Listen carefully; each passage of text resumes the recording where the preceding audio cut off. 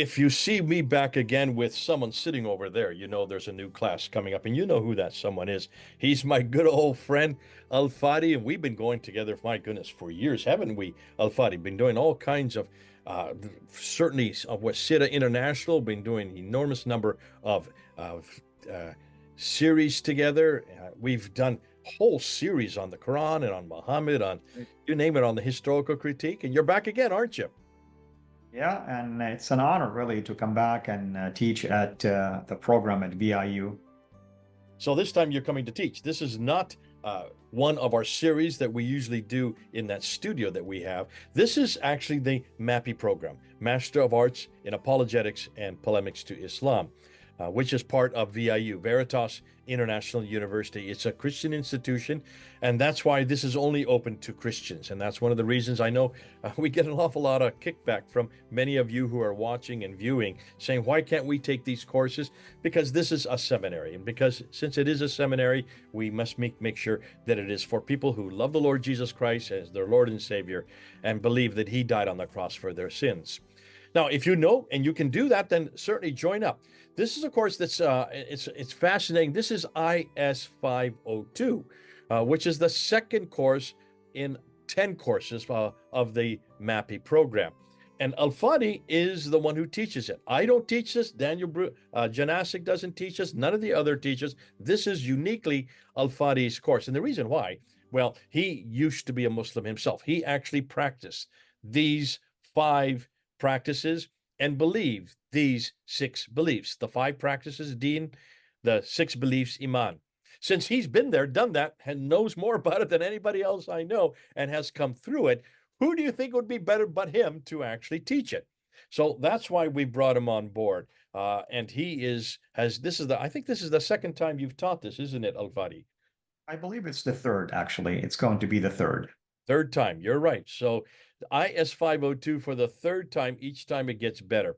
But folks, you need to be careful because the time's coming up on us. We're about ready to begin on August the 26th. That's Monday night, August the 26th. And we begin at 8 o'clock in the evening, Eastern Standard Time. Why? Because most of the students are American, and this course is being taught here in the United States. We've got to kowtow to the United States time. And unfortunately, that means for those of you who are way off in Europe or in Africa or further afield, even in Asia, you'll be fast asleep because it'll be 1 o'clock, 2 o'clock in the morning by the time we begin. And of course, 3 or 4 o'clock in the evening by the time we end. Nonetheless, some of you do still come. You wake up and you get up because it's every Monday night from August the 26th right up through October the 14th, every Monday night, all through September and halfway through October. And Al Fadi's going to be there every night. We always make this promise that these are live lectures. We don't can them and then send them the recordings to you. No, we don't do that. However, we do record every lecture. And Al Fadi, you're going to be recorded live. And he usually lectures for That's correct. 2 hours from about 8 o'clock to 10 o'clock. And then he opens up to Q&A.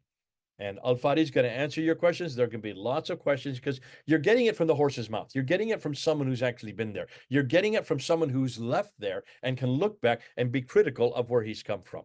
And that's why he's unique. One, I don't know of any other person that can do what he can do, especially on this subject. So that's why we brought the best of the best to teach you. Now, Al Fadi, there are 12 different parts, aren't there, to this course, though you're teaching it over 8 weeks. Could you go through each one of the 12 parts and just kind of unpack what you're going to be teaching through each one? Absolutely. And like you stated, Jay, that we're dealing with the five pillars of Islam. Those are the deen, the practice, basically pillars, and then the six pillars of faith or Iman. But, five and six, that's 11. The reason why we have 12 parts, because I start with overview and introduction, because we need to really set the foundation. And I usually, try to meet the students at a level where I assume maybe they've never heard of it. Maybe they don't know anything about it, because it's not fair to just assume that everyone is very familiar with it. Now, the reason why we break it into parts, because it's easier to teach sometimes one part or two parts per week, depending on what is the subject matter that will be covered. But I'm going to go over it or through it right now, parts by part, not week by week. The first part, like I said, it's got just an overview.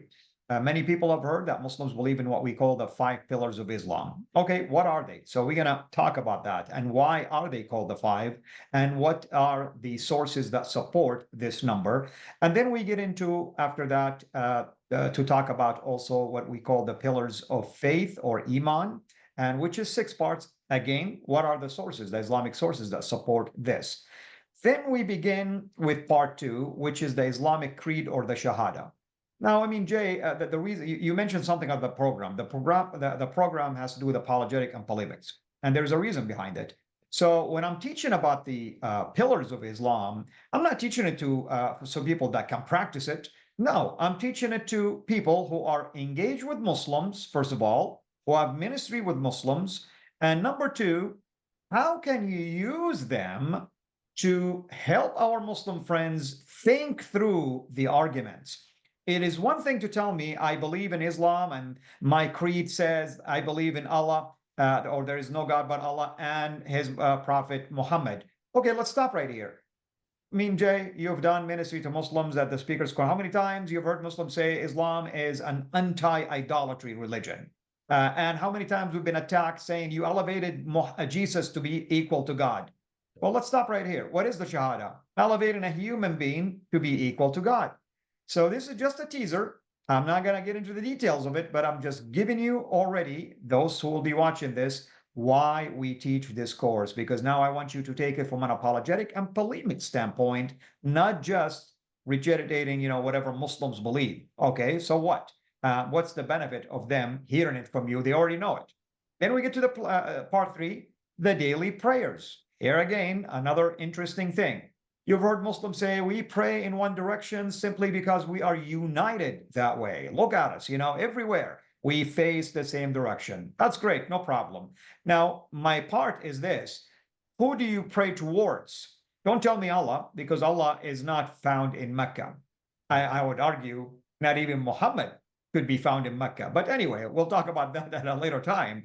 So Allah is not found in Mecca. You're praying towards a rock, and I will show you with pictures that there is a rock. So if this is not the definition of idolatry, I don't know what to call it then, because that's exactly why I love to teach this course. I love to teach about things like this. I call them the stones of Islam. There are many of them that are being worshipped and adored and so on and so forth. Then we get to the fast or the act of someone not eating or not drinking for a period of time during the day. That's a Psalm, basically the month of Ramadan. That's also great. But believe it or not, even there, we are going to find elements that could be used for apologetics and polemics. For instance, Muslims deny the idea that you can have your righteousness of Jesus imputed upon you. Fine. What if I prove to you that Muslims do practice this thing in their own idea of how you can make up for fasting? If you did not fast, how can I make up for that?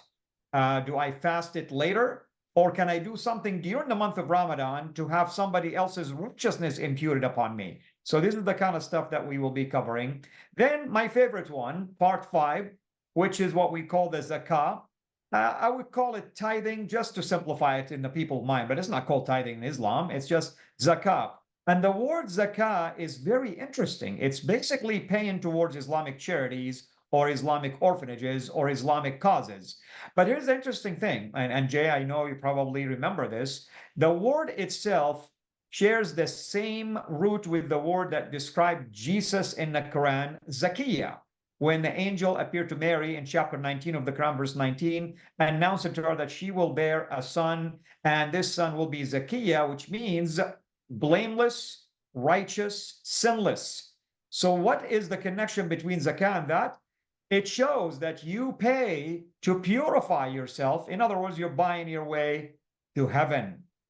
That's a moment for that, Jay, because now we are dealing with something very complicated, and Muslims don't think about it that way. We want our apologists, future apologists and polemicists, to use it to the glory of God to help Muslims. We're not there. I'm not teaching you to beat them on the head with it. I'm helping you help them think through it and begin to see for themselves what's going on.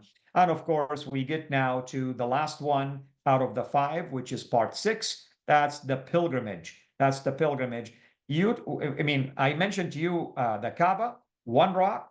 Wait until we get to the pilgrimage and you see how many rocks we're dealing with, and it's all part of that worship. In addition, there is the necessity of blood sacrifice during the pilgrimage. So we will be talking about that as well. I think I've painted a picture already for you folks that the direction I'm taking is polemics, or at least apologetics, and intended to help Muslims see the gospel from different lenses. Then after that, we start talking about what we call the 6 pillars of faith, or Iman. And the first one is the doctrine of God, if you wish. Allah is the name of that God, of course, that Muslim present, but is it true? Is that his name? What about Yahweh? How come Allah's name is not mentioned, Yahweh's name is not mentioned in the Quran, for instance, and so on and so forth. And then the next one, which is part 8, that's talking about Rasulology, I want to call it, the doctrine of prophethood. And we are going to talk about Islamic view, or at least the Islamic theological view on who is called a prophet and who's called a messenger. And does Muhammad fit the bill, per se, when it comes to that? Then part 9, that's the third pillar, which is the doctrine of revelation. Muslims believe in books that will reveal to prophets, but of course they accuse the Bible of being corrupt. Wait until we talk about the Quran then at that point, and we will give a teaser because there are courses that are taught on the Quran during that program that are much deeper than the one I'll be teaching. But we'll learn how we can interact with our Muslim friends concerning that, and how these claims, by the way, about the corruption of the revelations impact the character of God himself. Then we move on to the next one, which is the belief in angels. Now, I will, that's really one of my favorite parts, because it's really interesting. It's not a mythology alone, but it also has a lot of things from a Muslim Islamic standpoint. They think angels have different rankings and so on and so forth. So, and then they tell you something like this, that you have an angel on your right shoulder and an angel on your left shoulder. And these angels, the one on the right, record all of your good deeds, and the one on the left record all of your bad deeds. So on Judgment Day, these books will be open and Allah will be judging you accordingly. Does that mean Allah doesn't know what's going on? That's number one. Number two, do you know that Muslims believe that if you have a dog in the house, angels will not be in that place? So let's think about it for a second. What's going to happen to these 2 angels on your right shoulder and left shoulder? Are they going to stay outside the house? And if they stay outside the house, do they have knowledge to know what's going on inside the house? Do you see where we're going with this? I mean, we're going to have a lot of fun. And then we'll get finally to the last 2, I should say, the one about what we call qadr, or predestination, or fatalism. It's completely different than what we call in the Reformed theology, the predestination. By the way, this is the idea that Allah have ordained every single action you do from before your birth until after your death. In other words, everything you do really is already ordained for you, whether you are a nice person or a bad person. So we'll examine that. And finally, Judgment Day, which all of us believe in Judgment Day, no doubt about that. But the Islamic view of judgment is a little interesting. So we're going to take a look at that. So that's the course in a nutshell. Well, thank you so much, Al-Fadi. You got all 8 lectures in 12 parts because of the 5 plus 6.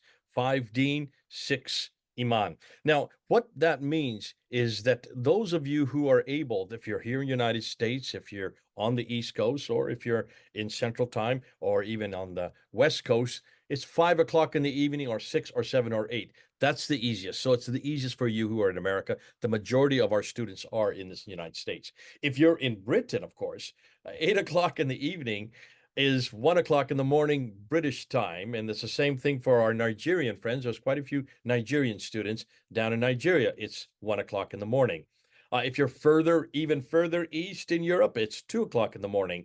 But we have some students who are coming from Australia and who are coming from Indonesia and Malaysia. It's early in the morning. It's already Wednesday or Tuesday morning. I'm sorry. It's already Tuesday morning for you. So depending on where you are, we would love you to come at least, and do sign up. We would love you to come at least the first Monday. Try to make it there the first Monday live, because we want to introduce every one of you students to each other. So we are a team. We're like a family, and it's great fun. After that, you don't need to come, because what we do, I record like I'm recording right now. I record every lecture. And then the very next day, I send it to you wherever you are in the world. Even if you've been there live, you still get it. Plus, you get Al-Fadi's PowerPoints and any PDFs that go along with it. You get all of that. That comes in the package. Now, when I say package, what are we talking about? Well, in order to take this course, you have to register. And right down, just look right down there, you'll see down below us, there is where you have to register. And I might put another email that will be more actually to the registrar himself, and his name is Elliot. Do go ahead and get it in. You only have a few more days, about a week or a little bit more than a week to get registered. Now, once you register, there are 3 different areas you can register in. This is a master's degree course, and it's primarily for the master's degree. It is accredited master's. This is a completely credited master's, but if you do it for a master's degree, you're going to have to do an awful lot more work. You're going to have to not only be able to read books, there's a whole syllabus we're going to send you.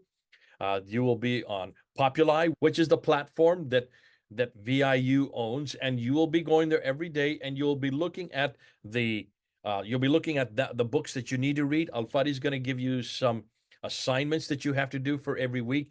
They're going to have to be books that you read as well. You're going to have to do book reports. And then there are discussions. You need to be involved in the discussions during the week. And that's all on Populi, so that you can do anywhere in the world in the comfort of your own home and at any time. Now, also, if you are a master's degree student, you're going to have to pay each one of the credits. There are 3 credits for this course. Each credit costs $330 per unit. So that's almost $1,000. But then you're going to have to pay some auxiliary fees for registration. So it comes anywhere between $1,300 and $1,500 for each course. But that's for the master's degree students. You're going to get credit for it if you hand in all of your material.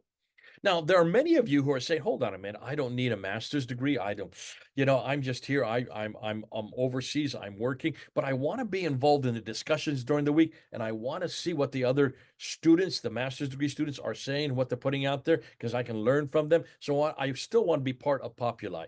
That if you're in that category, then you can become an audit student.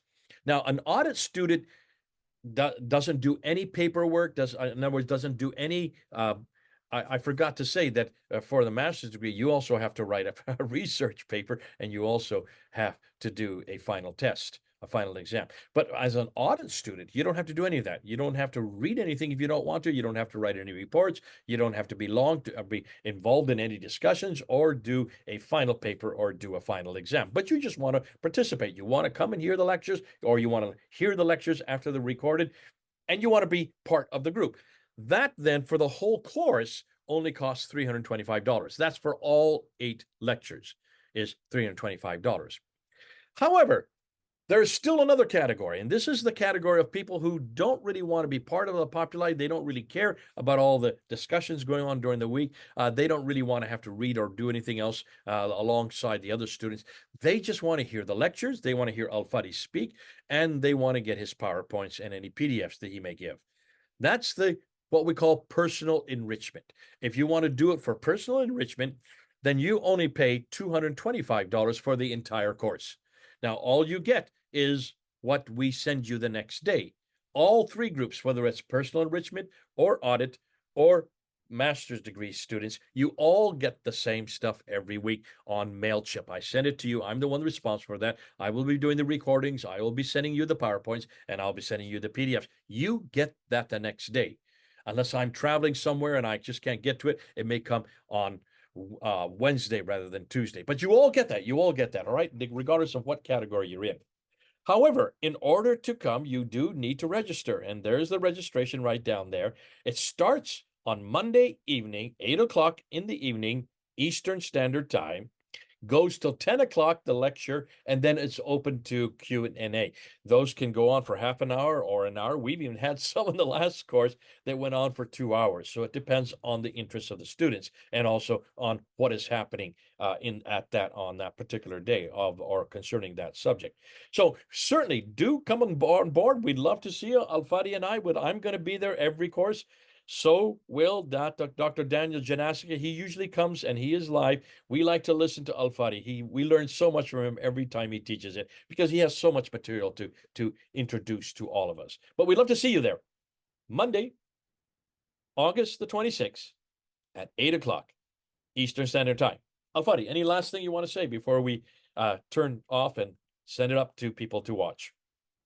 Nothing other than I'm eager really to meet everyone, and I enjoy this class because every year I end up meeting new faces, and that's what it's all about, networking, and at the same time, what a privilege it is indeed to be a part of this, to equip people to reach Muslims for Christ. Okay. God bless you all. This is Al-Fadi and Jay. Over and out. We'll see you on Monday, the 26th at 8 o'clock.